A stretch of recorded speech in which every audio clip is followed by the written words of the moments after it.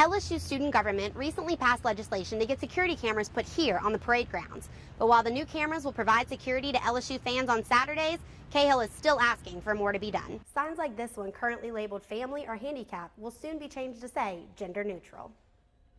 While this parking garage looks safe now in the daylight, students say it gets almost too dark to see anything at night and can feel pretty dangerous.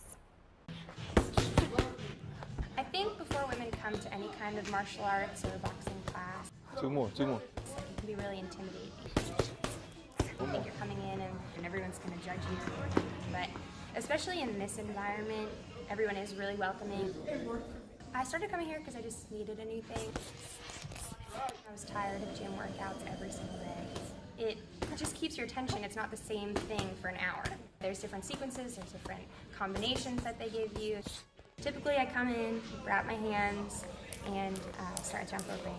And then usually Darius gets right into the combinations. Have you ever heard of the phrase, let's dance? Pretty much that's all boxing is. It's kind of like salsa. So you go back and forth and back. It also helps them release stress. I can come in here and punch the bag or punch Darius a little bit, and it just feels better. I really feel like it's getting me back on track, back to where I want to be, and just having more energy in general. Two more. It's not as scary as you think. If you just get yourself in the door, you can see that for yourself. Yeah. Killing it. When asked, "So what are you?" Bonnie Wells has a simple response. I'm just like, yeah, I'm a dude. But it wasn't always that simple. My biologically assigned sex at birth is female, unfortunately, but I socially identify as male. Licensed clinical social worker Cappy Landrino works with several transgender clients. So transgender really has to do with how you identify. It's more the brain part as opposed to the affiliation in the heart, with what you're attracted to, and the sex, which is actually a biological connotation. Transgender people face a variety of struggles every day. People try to figure out what you are. And sometimes those looks can kind of throw you off. But one of the most recurring struggles is choosing a restroom. There's a very tortuous moment in transition when you have to decide, okay, this is it, which bathroom am I going to use? It's really sad that this is one of the main struggles of my day. I don't know. Fortunately for Wells, accommodations are being made available at several places, including college campuses. In fact, LSU recently became the first SEC school to get gender-neutral restrooms on campus. This is providing students who currently go here an opportunity to be safe when they go to the restroom, but it's also showing that LSU is progressing in the right direction. The legislation that made this possible passed in October 2015 and will convert all single-stall restrooms currently labeled family or handicapped to say gender neutral. It's very important that we see that language of gender neutral restrooms because that's what is important. Not only does it provide a safe environment for transgender people, people with disabilities, or people recovering from surgery scars that aren't comfortable with themselves yet, it also just provides a bathroom.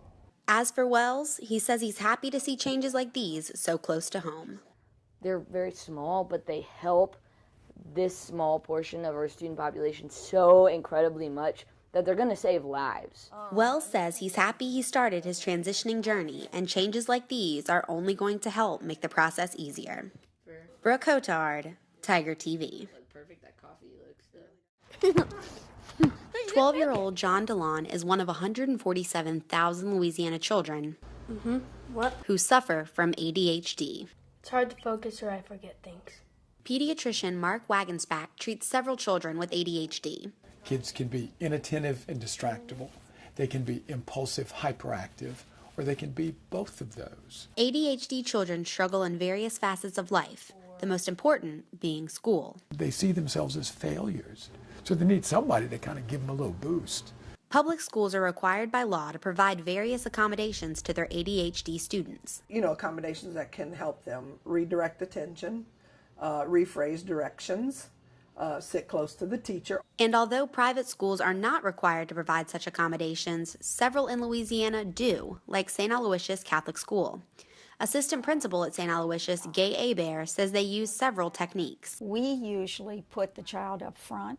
We break up the test into portions St. Aloysius Middle School teacher Stephanie Cox says she sees how it benefits her students. It helps their self-esteem, their self-confidence. It definitely is reflective in their grades. DeLon's mother Susan says she's thankful for the help St. Aloysius provides. He does much better, much, much better. These are our parishioners, these are our kids. You do whatever you can to help. Because of this help, John can succeed like every other student. X equals 7. Brooke Hotard, Tiger TV. Hazing is a popular topic around college campuses, especially in Greek organizations. Greek life has been associated with hazing. You can look back at Animal House. In just the last 5 years, over half of the Greek fraternities at LSU have been reported for hazing. I mean, I've heard some horror stories.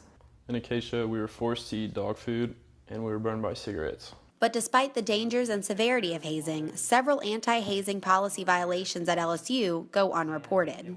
Some hazing can get pretty bad, but most of the stuff that LSU considers hazing isn't really that bad at all. Having to wear a small pledge pin that large, and that's hazing, that's a little ridiculous. A lot of that stuff I really didn't mind. I mean, it was fun. LSU considers hazing any act that subjects a student or a group to an unreasonable risk of harm for any purpose in an organization. Its policy also includes 14 other points that can be considered hazing. It's such a broad policy that almost anything can be defined as hazing. I think the policy is necessary because people have gotten hurt in the past, but I do feel that it's too strict and too overarching. If it isn't an immediate harm to you, and you comply with it, then I don't think there's anything else you should be able to say. LSU has punished and even removed fraternities for hazing, but several fraternity members continue to support it. I don't think hazing would be around today if it didn't work. I mean, I love my Pledge Brothers. I got 60 new friends just like that. And I genuinely think hazing had a big part of it. Those things really brought not only my pledge class together, but I really got to know the chapter as a whole. Hazing turns you into a better person. It unifies you with your brothers while creating a bond unlike any other. And if you're Greek, you know it's worth it. Brooke Hotard, Tiger TV. UART classes just like this one are a nice little escape from everything going on. And I always feel better after. I come to these classes like once or twice a week, sometimes even more than that. My friend told me about the Street Beats class, and she told me that it really helped her calm down. And so I decided to go and try it, and it really did help me calm down too. I actually really love to dance, so this class is just the perfect way to work out.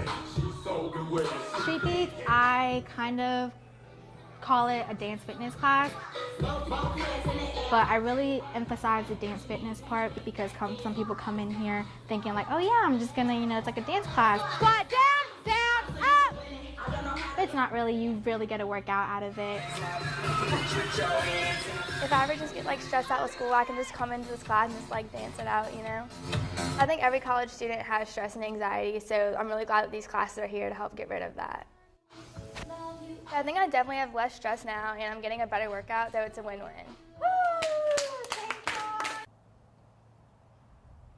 The Council on Aging is a nonprofit organization that strives to improve the lives of the elderly living in the community. Anyone over the age of 60 living in West Baton Rouge Parish can be a participant and a member of the Council on Aging.